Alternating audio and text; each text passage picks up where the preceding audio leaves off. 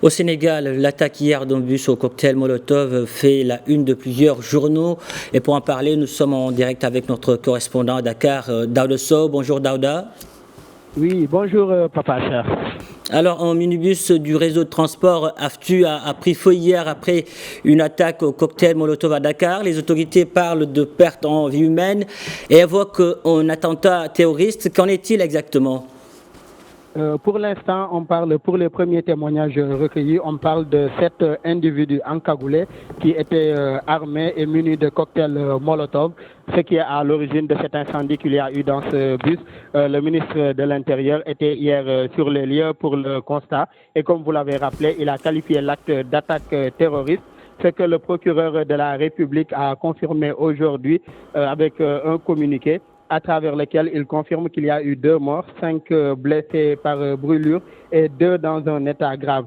Une enquête est ouverte et confiée présentement à la section de recherche de la gendarmerie nationale et le procureur de la République a lancé un appel également à tout témoin qui aurait aujourd'hui des preuves ou bien des témoignages par rapport à ces faits-là, puisque les personnes non encore identifiées sont toujours recherchées.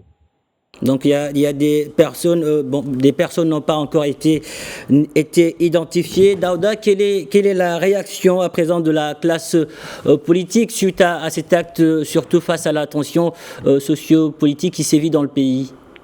Et par rapport à la classe politique, les réactions sont unanimes. Pour la plupart, ils ont condamné ce qu'ils qualifient d'actes ignobles et criminels également.